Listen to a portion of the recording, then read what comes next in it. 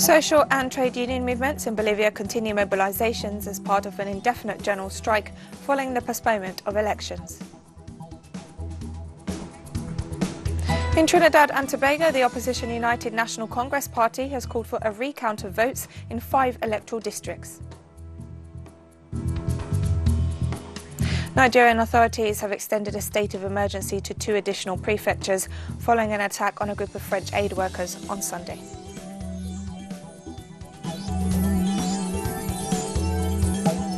From the headquarters of Telesur English in Havana, Cuba, this is From the South, I'm Katrina Goss. We begin in Bolivia, where social and trade union movements continue mobilizations as part of a general strike following the postponement of general elections. The protests, including marches, rallies and roadblocks, have been ongoing for 9 days. Protesters are calling for the resignation of the de facto government of Janine Áñez, while rejecting the threats issued by the authorities to clear them from the streets. The movement is calling for the elections to be held as previously agreed on September 6, after the Electoral Tribunal postponed the vote to October 16th. The move was seen as yet another attempt by the de facto regime to cling on to power. We are coming to block roads. They don't give us anything here. This de facto government repressed us last night. It has launched tear gas, together with the motorcycle gangs. What does this woman want?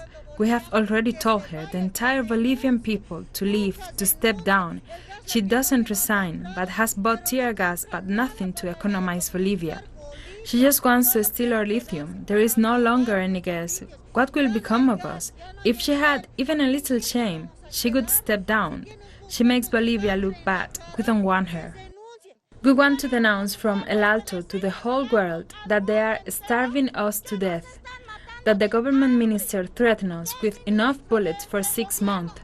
He said that he has purchased tear gas, pellets, military weapons in order to repress the Bolivian people for 6 months. There are no medical supplies, no biosecurity materials, no ventilators. They are stealing the money for the ventilators. We are blocking roads because we want free education for our children. We want health services for our family. We want stability. We want work in our country. The former director of Mexico's state-owned oil company, Emilio Lozoya, testified that former Mexican President Enrique Peña Nieto and his former finance secretary accepted bribes of at least $4 million from Brazilian construction giant Odebrecht to finance the 2012 presidential campaign. Mexican Attorney General Alejandro Gertz Manero noted that the former Pemex director had presented 4 witnesses to support his allegations against Peña Nieto and Luis Vidigaray, as well as documents and a video which will be included in the case file. According to Lozoya, the former president not only employed foreign political advisors for his presidential campaign, but also used over $5 million of the federal government budget to buy off 5 Mexican senators and a lawmaker who were asked to support the energy reform plan in Congress, as well as the privatization of the industry.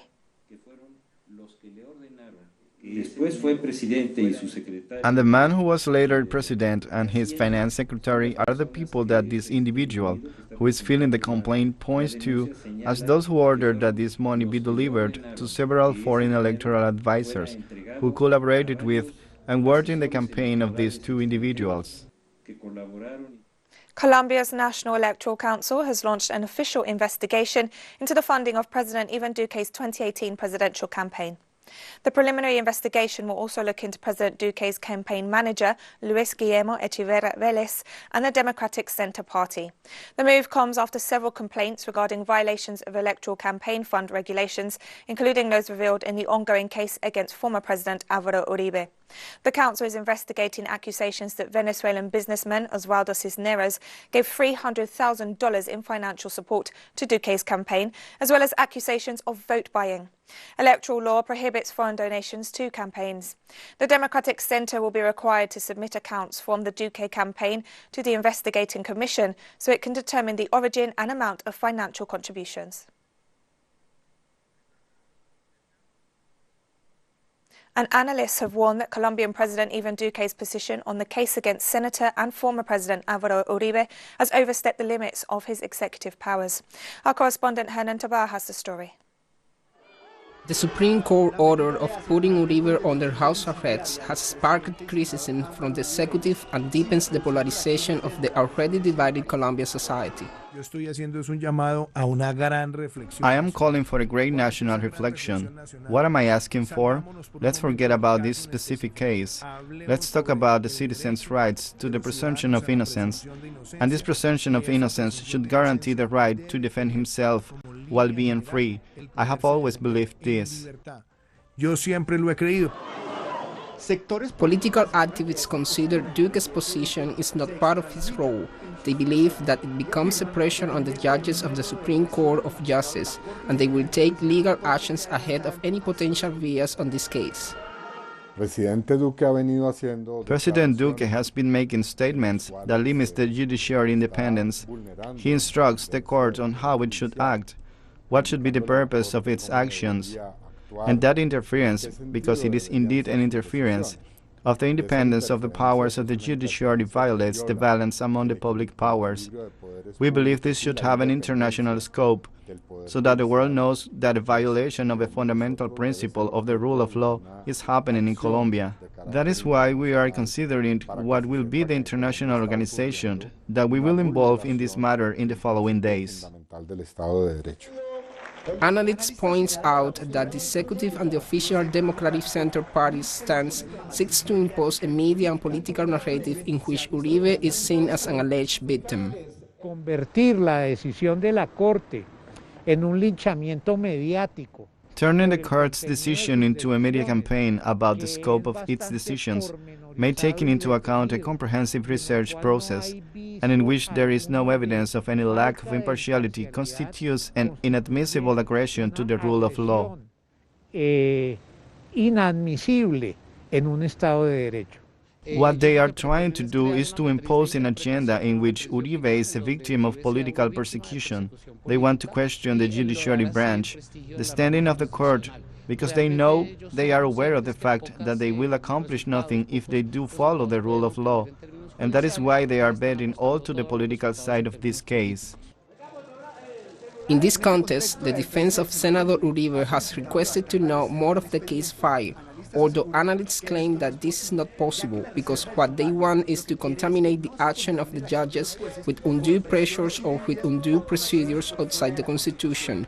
They strongly believe that this constitutes a mechanism to attack the authority of the Supreme Court of Justice. I'll be right back after this short break, so don't go away.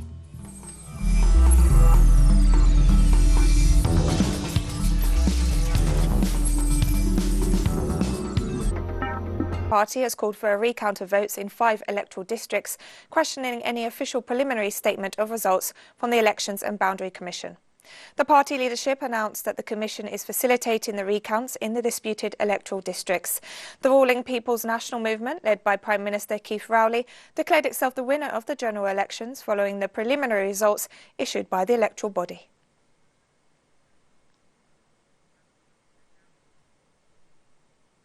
US presidential hopeful Joe Biden on Tuesday named Kamala Harris, a black senator from California, as his running mate for vice president. Biden announced the decision on Twitter, describing Harris as a fearless fighter for the little guy and one of the country's finest public servants. The move capped a months-long search for a Democratic partner to challenge President Donald Trump in November. Biden's team reported that the two Democrats will deliver remarks on Wednesday in Wilmington, Delaware, as they kick off their election campaign. Harris is the first African-American and South Asian American woman to be chosen as the running mate of a major US party's presidential candidate.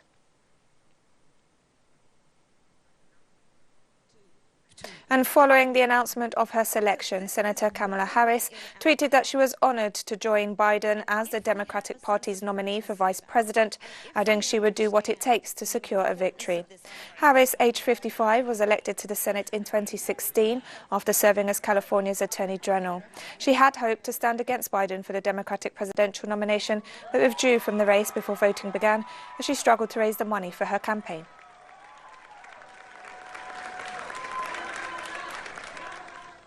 And President Donald Trump has stated he was a little surprised that his Democratic rival Joe Biden selected Kamala Harris as his running mate. Trump told reporters at a White House briefing that Harris was very disrespectful to Joe Biden during the Democratic primaries. Trump attempted to paint Harris as too far left, saying she wants to raise taxes, slash funds with the military and ban fracking. However, just a month ago, Trump said Harris would be a fine choice for vice president. Primaries, as you know. Plus, she was very, very nasty to one of the reasons that surprised me. She was probably nastier than even Pocahontas to Joe Biden. She was very disrespectful to Joe Biden, and it's hard to pick somebody that's that disrespectful. When she said things during the debates, during the Democrat primary debates, that were horrible about Sleepy Joe, and I would think that he wouldn't have picked. Venezuela's integral aerospace defense system detected and neutralized a drug smuggling aircraft that illegally entered the country's western airspace this Tuesday. The chief of the General Staff of the National Bolivarian Armed Forces of Venezuela Command, General-in-Chief Jesus Suarez Chorio, informed on his Twitter account that the aircraft illegally flew over the south of Lake Maracaibo and was shot down. He added that it intended to land on a clandestine airstrip used for drug trafficking operations on the border with Colombia.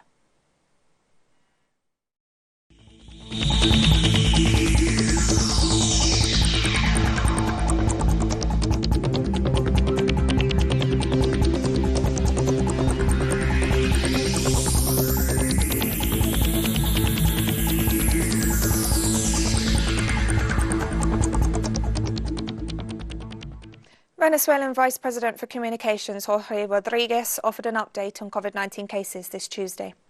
Rodriguez reported 1,008 new locally transmitted cases and 130 imported cases. He also noted that 7,994 cases remain active, of which 98% are being treated by the National Public Health System. Meanwhile, the COVID-19 death toll stands at 238.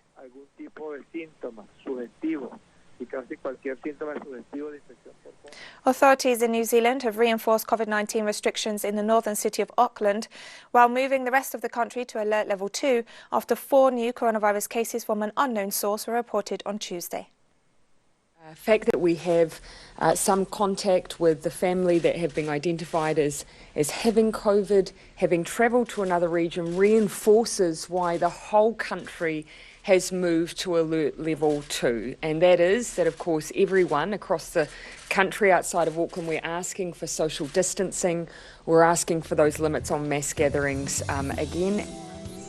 And we have more news coming up after this final very short break, so stay with us.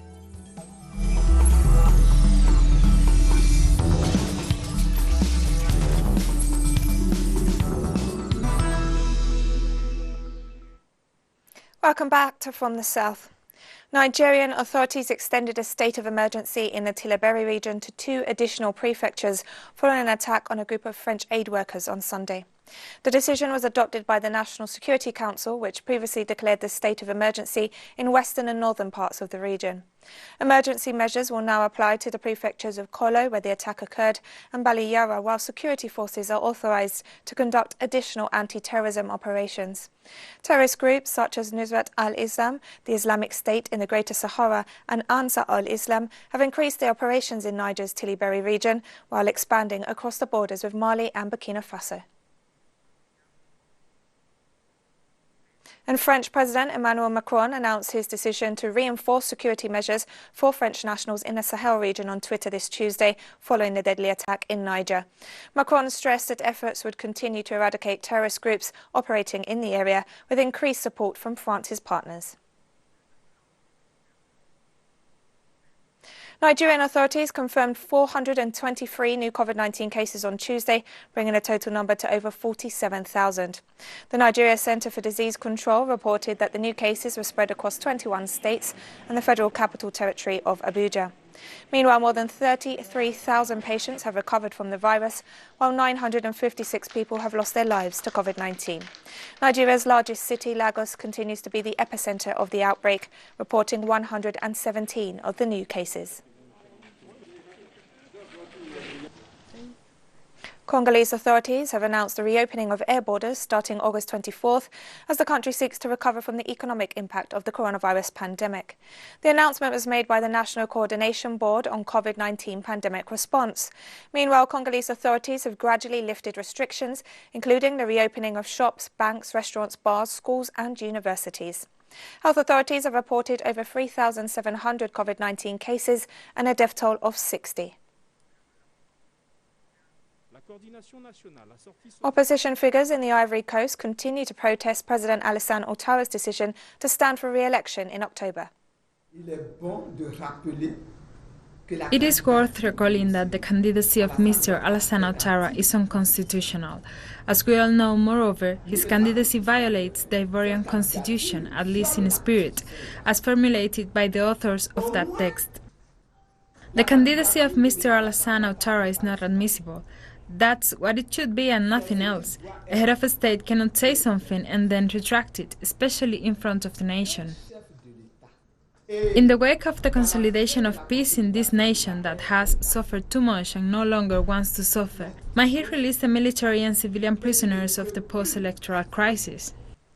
Thousands marched in Lebanon's capital Beirut on Tuesday to pay tribute to the victims of the devastating blasts that took place last week. According to local authorities, the blasts killed over 200 people and injured some 7,000, while more than 300,000 residents were made homeless. A moment of silence was observed at 3:09 p.m. local time this Tuesday to pay tribute to the victims, while hundreds of protesters once again stormed the Parliament building, chanting slogans against the political elite. Although Lebanese Prime Minister Hassan Diab announced his government's resignation on Monday, many Lebanese are demanding the formation of an independent cabinet not supported by any of the traditional political parties accused of mismanaging the country's affairs. We're still in shock, just like on the day it happened. We still can't believe what happened. We came today to light a candle and lay a flower to pay tribute to those who died here. Hopefully this will serve as a lesson to the state, for it to take its responsibilities for once in his life. It's a crime that people in the prime of their lives died because of a state that does not take its responsibilities, a state that lies, a criminal state that refuses to live. Every day that passes and this state still exists, we feel just how much we are being wrong, how broken we are. They keep committing crimes against us, and we're still standing, and there's nothing we can do. All I want to say today is that inside of me and inside of many young people here, there is anger, sadness, and hatred. And as fury over the blasts in Beirut and the ongoing economic crisis in Lebanon grows, President Michel Aoun asked the government to stay on in a caretaker capacity until a new cabinet is formed. Several reports have emerged revealing that authorities were warned about the storage of explosive materials in Beirut's port before last week's deadly explosion. As the recovery efforts continued, authorities announced that the blast was fueled by more than 2,000 tons of ammonium nitrate that had been stored at the port for several years. And we've come to the end of this news brief, but remember you can find these and many other stories on our website at telesoenglish.net. And you can also join us on social media, Facebook, Twitter and Instagram. For Teleso English, I'm Katrina Goss. Thank you for watching.